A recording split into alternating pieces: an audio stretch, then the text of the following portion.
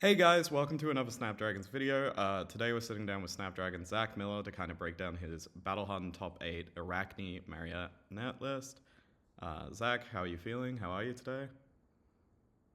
Good, Jake. How you doing, man? Feeling pretty good. Had a good weekend.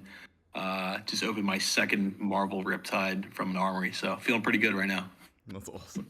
Awesome. Great to hear that you're back at Armories already and already kind of kicking off with stuff. Where might people kind of know you from before other big finishes that you've had? So I've pretty much been a Kano only player for my career here in Flesh and Blood. Um, a top 8 at a calling in Memphis, Minneapolis, and I made top 32 in London, all on Kano. Um, But yeah, this past weekend I was resolved to try other decks in preparation for Worlds. So tried out Gravy, tried out Arakni, and yeah, had a good time. Yeah, so you're very quickly kind of pivoting into this new kind of style of deck. Marionette, obviously, kind of a new choice in this kind of metagame. Why did you pick Marionette for this event? Why play Marionette in this event? So full disclosure, this list is card for card my buddy Brady Hayes's list. I was testing Gravy for Kansas City all for a few weeks now. And he was just beating me down with this Arachne Marionette list. So I was very intrigued by it. The deck, when I started to try it myself, was very fun. He always called it an open world uh, deck where you can kind of just make all these different interesting decisions and lines. You have 6 different hero techs, actually 7. I mean, it's just a crazy deck, and it's a lot of fun to pilot. That's kind of sick to know. Why kind of play it over Slippy, which has kind of become like most people's default assassin in this metagame? I mean, the biggest reason is because you beat Slippy with this deck. When you play Marionette into Slippy, you now are a hero with 2 hero techs. You have Slippy's hero techs as well as the rest of the other agents and forms. So it's a very powerful deck to play into Slippy. Other reasons to play it, well, you have a solid 50-50 in a Gravy. You have a game to play, Mm, and you're pretty just well matched in the current meta with all the broken assassin cards that you have in the deck right now. yeah. So what are kind of the common lines or plays or like kind of ideas you're trying to set up with this deck? What are you kind of trying to do to progress your game state and kind of win the game? So this deck is a very stealth-focused build. You need to have a very aggressive playstyle to make the most out of this build, where you're looking to pretty much string together, bonds of agony lines out of nowhere with take up the mantle. So Mm, that requires a lot of flicking. You need to be very aggressive with the daggers. So to do that, I put in the list has 6 retrieve effects, so you can just constantly keep flicking, keep putting on the pressure, and you want to have a very aggressive play style with this deck. yeah. So you've kind of got those up sticks and run as well as the pick up the points to retrieve, and then Orb Weaver Spinneret, of course, acting as a buff and then also a way to pick up. Um, So I know we've kind of talked about the matchups a little bit, but what are kind of the other good matchups in this metagame that you like are really targeting? What's your matchup into Gravy like, for example? Yeah, Gravy's a playable game, a Mm, 50-50. I mean, if you win the dice roll and you go first, you have a good chance to be able to prevent them from setting up and kind of just keep going at them. You get a chance to play a good game of Flesh and Blood against Gravy. I'm not going to call it a good matchup. I'll call it a straight even 50-50. But let's see. I mean, as an assassin in this current meta, I mean, you have a lot of great matchups that you're looking for. Acilio, who's been really rising up in this meta. mm, What else? You got Fang is pretty good actually. Let's see, Sippy, of course. You got a few others in there. I usually feel pretty good whenever I sit down and reveal my hero to anyone at the table. yeah. And I know we've kind of talked about that Slippy deck a little bit. Are you just playing straight up value game into them, taking advantage of that free go again? Just kind of trying to get ahead like that? Or is there like a different strategy you'd like to employ in that matchup? Absolutely. I mean, I'm packing a few extra stealth cards specifically for Slippy. I mean, getting the Art of Body Bind, the red is just insane in the Mm. matchup. So if you can just play a couple of those throughout the game, I mean, you're just going to eventually completely outvalue the Slippy throughout a longer game. Of course, it is an assassin mirror. They certainly can take the tempo from you using bonds and kind of loop you into some tough states. But for the most part, Marionette has a great time playing against Slippy. Yeah.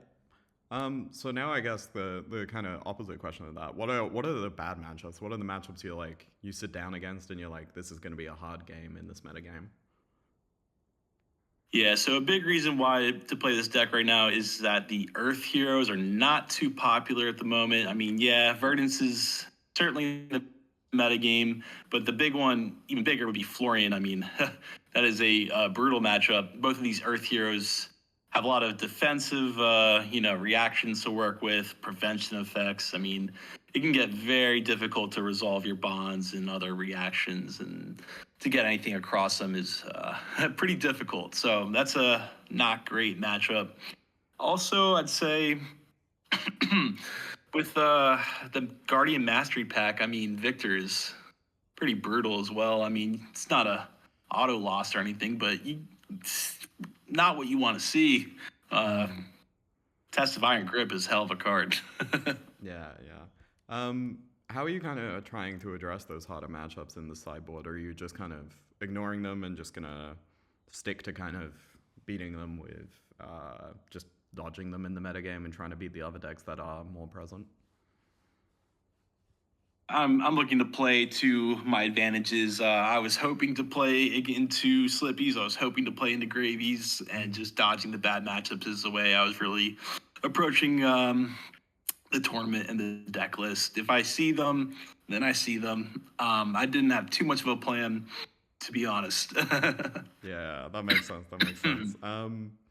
Is there any kind of quirks or differences with this deck list and other Mario lists that might be running around? I noticed there was one other Mario in top 8 of the Battle Hunt. Is there any big differences between this list and other ones?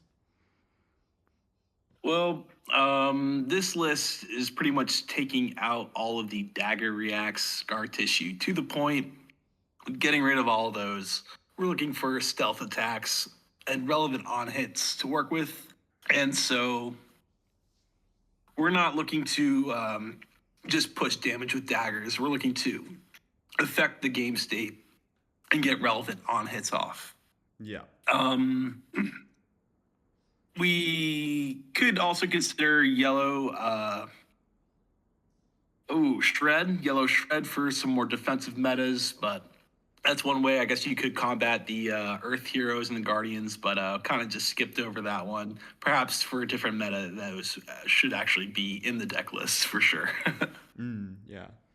How was your actual tournament run? What was your was it 7 rounds, 8 rounds prior to to top 8 like, and what was your top 8 game like?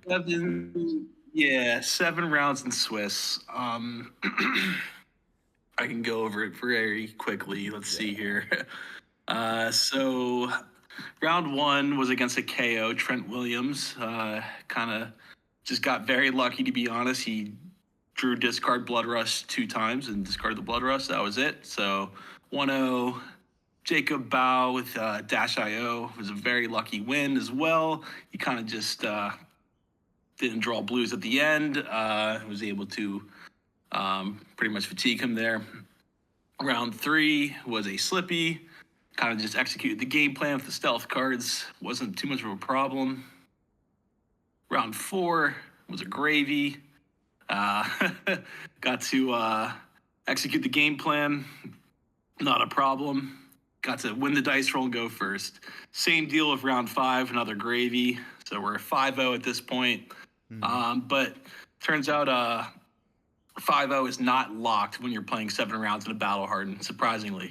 Yeah. So we're still playing. Next round, I play against an excellent Dorinthia pilot, Richard Trong. And we had a crazy match, one of the most fun games of Flesh and Blood I played. And he got me pretty good there at the end. Last 2 cards in the deck. So I'm 5-1. Last round is against an Ira. Win the dice roll, go second, and was able to just take tempo and never give it up. So 6-1 is good enough for top 8 at the Battle Hardened. Um, and then, well, in the quarterfinals, karma really came back for me, and I got blown up turn 2 by Kano in the quarters. So, yeah, that was a very difficult burn to take. Yeah. A little bit of karma coming back to you there for swapping off Kano so close to his LL as well.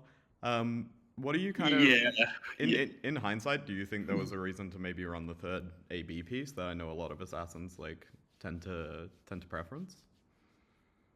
Yeah, it's been keeping me up at night. Absolutely would love to go back and put in the third piece, just Mm. um, with the play style that I would have liked to have going against the deck.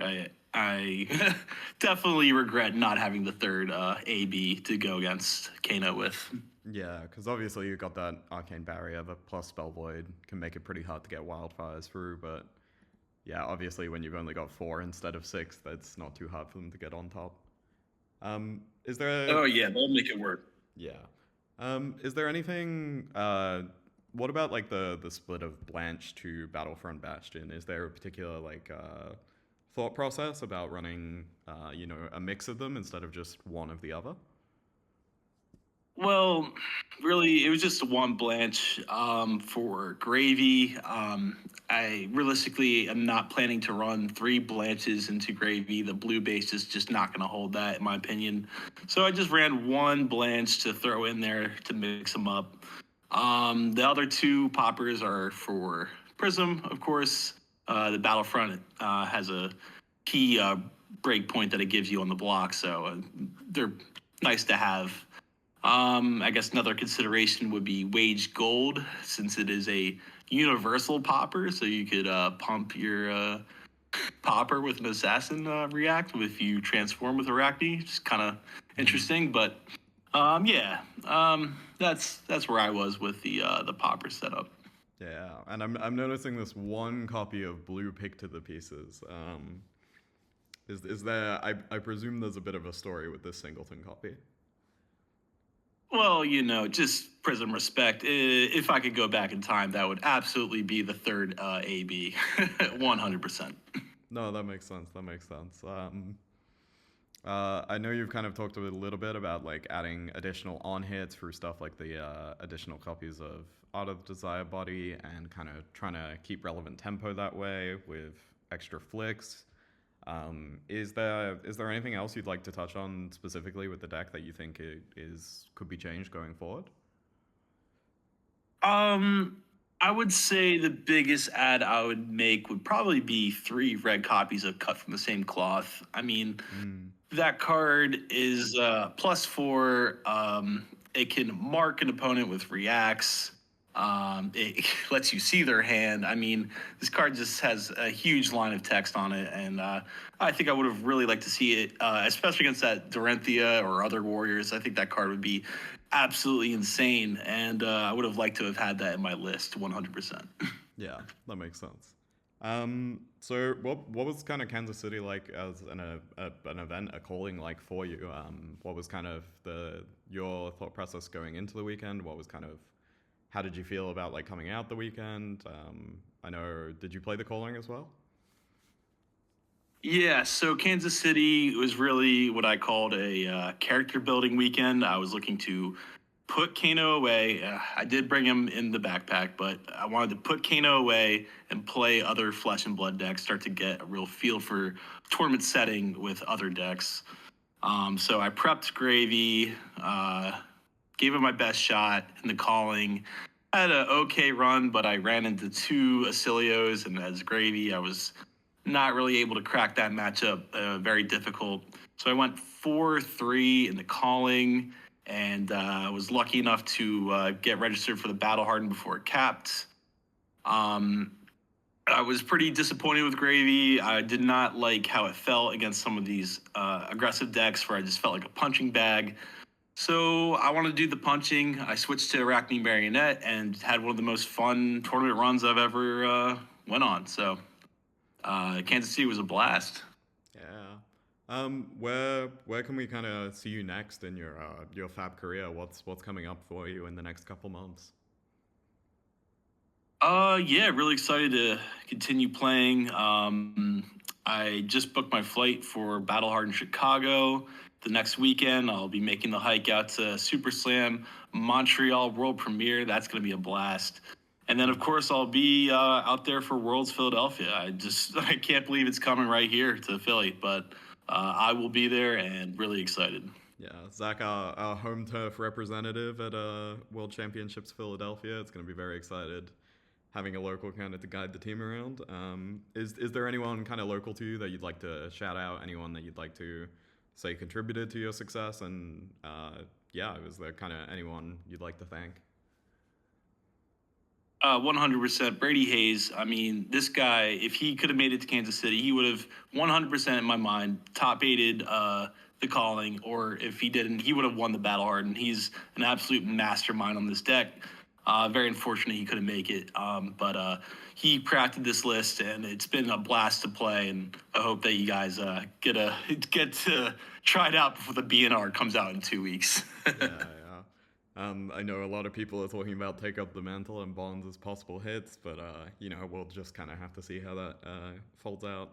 Um, In this build specifically will get smoked if Mantle does get hit. This will have to adapt a lot. yeah, yeah, 100%. It's gonna be interesting to see what happens, but also nothing might happen.